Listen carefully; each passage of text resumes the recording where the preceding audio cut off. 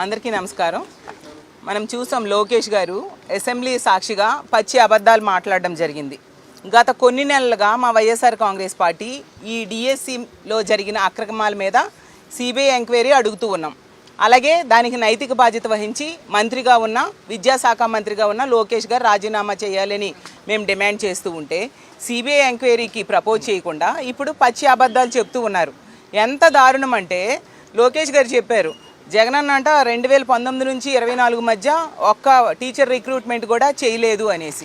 Assembly సాక్షిగా ఇంత పచ్చి అబద్ధాలు ఎలా చెప్పగలుగుతున్నారని నేను అడుగుతున్నాను. ఎందుకంటే గతంలో మీరు వదిలేసిన టీచర్ ఉద్యోగాలు ఎన్నో జగనన్న భర్తీ చేయడం జరిగింది. 1998 డిఎస్సికి సంబంధించిన 4000 పోస్టులు ఇవ్వడమే కాకుండా 2002 డిఎస్సికి సంబంధించిన 2200 పోస్టులను కూడా జగనన్నే భర్తీ చేయడం జరిగింది. అలాగే 2018లో మీరు డిఎస్సి పెట్టి ఉద్యోగాలు ఇవ్వకుండా వెళ్ళిపోయారు. 8000 పోస్టులు కూడా జగనన్న ముఖ్యమంత్రి అయ్యాకే భర్తీ చేయడం జరిగింది. అలాగే స్పెషల్ డిఎస్సి ద్వారా 1500 పోస్టులు భర్తీ చేయడం జరిగింది. అలాగే 2024లో డిఎస్సికి నోటిఫికేషన్ ఇవ్వడం జరిగింది 6100 పోస్టులకి. అవి మీరు క్యాన్సిల్ చేసి కదా ఈ మెగా డిఎస్సి అంటూ ఒక దగా డిఎస్సిని ఈరోజు ఏర్పాటు చేయడం జరిగింది. దీని ప్రకారం తీసుకుంటే జగనన్న మీకంటే ఎక్కువ పోస్టులు ఇవ్వడం జరిగింది. టీచర్ ఉద్యోగాలు అనేది లోకేష్ గారు తెలుసుకోవాల్సిందిగా కోరుతూ ఉన్నాను. అలాగే దేశ చరిత్రలో కానీ రాష్ట్ర చరిత్రలో కానీ ఏ ముఖ్యమంత్రి ఇవ్వనట్టుగా 135,000 సచివాలయ ఉద్యోగాలు ఒకేసారి రిక్రూట్ చేయడం జరిగింది జగనన్న. అది ఆల్ టైమ్ రికార్డు. మీరా మా జగనన్న కోసం మాట్లాడతారా అనేసి నేను అడుగుతూ ఉన్నాను. అలాగే తీసుకుంటే ఈ డిఎస్సి గురించి ఎంత దారుణంగా చెప్తూ ఉన్నారంటే స్పోర్ట్స్ కోటాలో పివి సింధు గారికేమో ఎగ్జామ్ రాయకుండా ఇచ్చాము కాబట్టి ఈ డిఎస్సిలో స్పోర్ట్స్ కోటాలో మేము ఇచ్చాము అని చెప్తూ ఉన్నారు. ఆవిడ నేషనల్ లెవెల్లో ఇంటర్నేషనల్ లెవెల్లో ఆడి మెడల్స్ తెచ్చుకున్నారు.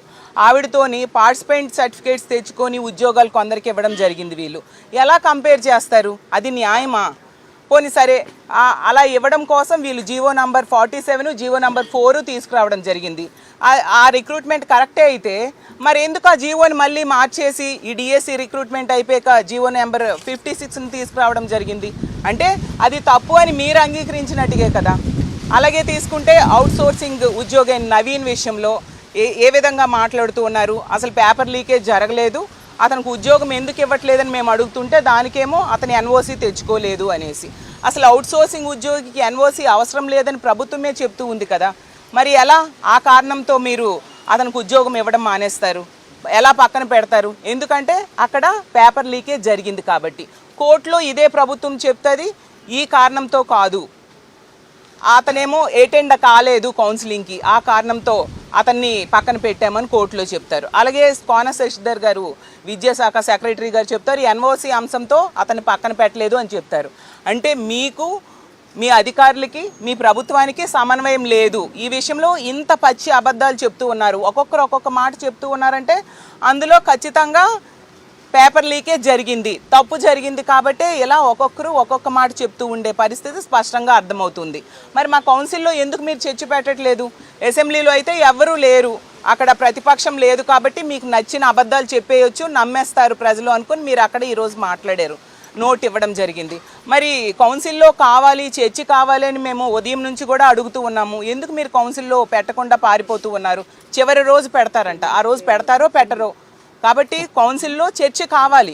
దీనికి సంబంధించిన ప్రూఫ్స్ అన్నీ, అక్రమాలకు సంబంధించిన ప్రూఫ్స్ అన్నీ కూడా ఆల్రెడీ మా జగన్మోహన్ రెడ్డి గారు మా నాయకులు అందరూ కలిసి ప్రజల ముందు పెట్టడం జరిగింది, ప్రభుత్వం ముందు కూడా పెట్టడం జరిగింది. కౌన్సిల్లో కనుక చర్చకి మీరు అవకాశం ఇస్తే అక్కడ కూడా అన్ని ప్రూఫ్స్ కూడా మేము కౌన్సిల్లో చైర్మన్ గారి ముందు పెట్టడం జరుగుతుంది. దీనికి సమాధానాలు చెప్పాల్సిన బాధ్యత మీకు ఉందని తెలియజేస్తూ ఉన్నాను. ఖచ్చితంగా ఈ సిబిఐ ఎంక్వైరీ జరిగేంత వరకు కూడా మా వైఎస్ఆర్ కాంగ్రెస్ పార్టీ అభ్యర్థుల తరపున పోరాటం చేస్తుంది. అభ్యర్థులు రోడ్డెక్కి, అన్యాయం గురైన అభ్యర్థులు రోడ్డెక్కి మొరపెట్టుకున్నారు ఇక్కడ అక్రమాలు జరిగాయి అని చెప్పి. వాళ్ళు డైరెక్ట్గా జగనన్న దగ్గరికి వచ్చి, ప్రతిపక్ష నేత జగనన్న దగ్గరికి వచ్చి టీవీల ముందు కూడా చెప్పారు వాళ్ళకి అన్యాయం జరిగింది అని చెప్పేసి. ఎందుకంటే ఎంత ఘోరం అంటే స్పోర్ట్స్ క్రైటీరియాలో మెడల్స్ వచ్చిన వాళ్ళనంట, గోల్డ్ మెడల్స్ అలాంటి మెడల్స్ వచ్చిన వాళ్ళనంట పక్కన పెట్టేసి జస్ట్ పార్టిసిపేట్ చేసే సర్టిఫికేట్ ఉన్న వాళ్ళకంటే ఎలా ఉద్యోగాలు ఇచ్చేస్తారు? మినిమం అది కూడా ఫేక్ సర్టిఫికేట్స్. ఎంత దారుణం! ఎవరికైనా చిన్న పిల్లల్ని అడిగినా తెలుస్తుంది ఎక్కడేమో ఖచ్చితంగా అక్రమాలు జరిగాయని. అలాగే ఆడియో విజువల్స్ కూడా బయటికి రావడం జరిగింది. దానికి కూడా ప్రతి దానికి కూడా వీళ్ళు కవర్ చేస్తూ ప్రజలు మభ్యపెట్టడానికి ప్రయత్నిస్తూ ఉన్నారు. ఖచ్చితంగా దీనికి నైతిక బాధ్యత వహించి లోకేష్ గారు రాజీనామా చేయాలి. ఆ రోజు ఎలా అయితే కేంద్ర విద్యాశాఖ మంత్రి ధర్మేంద్ర ప్రధాన్ గారు నైతిక బాధ్యత వహించి నీట్ ఎగ్జామ్లో అక్రమాలకు నైతిక బాధ్యత వహించి రాజీనామా చేశారు, అలాగే ఇక్కడ నైతిక బాధ్యత వహించి ఇతను రాజీనామా చేయాలి. అలాగే సిబిఐ ఎంక్వైరీ, వీళ్ళు కేంద్రంతో ఎలియన్స్లో ఉన్నారు. సిబిఐ ఎంక్వైరీ కోరడం పెద్ద కష్టమైన పని కాదు, కాబట్టి సిబిఐ ఎంక్వైరీ కావాలని మేము డిమాండ్ చేస్తూ ఉన్నాము. గతంలో మనం చూసాం, మహానేత రాజశేఖర రెడ్డి గారు అతను ముఖ్యమంత్రిగా ఉండేటప్పుడు తన కుమారుడి మీద ఏవో ఆరోపణలు ప్రతిపక్షాలు చేస్తే వాటిని అతను వెంటనే సిబిఐ ఎంక్వైరీ 24 గంటల్లో వేశారు. అలాగే వైఎస్ఆర్ గారు ప్రతిపక్ష నేతగా ఉండేటప్పుడు జగనన్న మీద మళ్ళీ ఈ తెలుగుదేశం పార్టీ వాళ్ళే ఆరోపణలు చేయడం జరిగింది. దానికి కూడా కావాలంటే మీరు సిబిఐ ఎంక్వైరీ వేసుకోండి అని ధైర్యంగా చెప్పారు. అది దమ్మున్న నాయకుడి లక్షణం. మరి చంద్రబాబు నాయుడు గారు ఎందుకు తన కొడుకు మీద ఇలాంటి ఆరోపణలు వచ్చినప్పుడు ధైర్యంగా సిబిఐ ఎంక్వైరీ వేయట్లేదు? ఎందుకు వేయట్లేదంటే ఒకటే, వాళ్ళు తప్పు చేశారు, ప్రభుత్వం తప్పు చేసింది, ప్రభుత్వ పెద్దలు తప్పు చేశారు కాబట్టి సిబిఐ ఎంక్వైరీ చేస్తే తప్పు దొరికిపోతుంది. కాబట్టి ఈ విధంగా సిబిఐ ఎంక్వైరీ అయితే అడిగితే పారిపోతూ ఉండే పరిస్థితి చూస్తూ ఉన్నాము.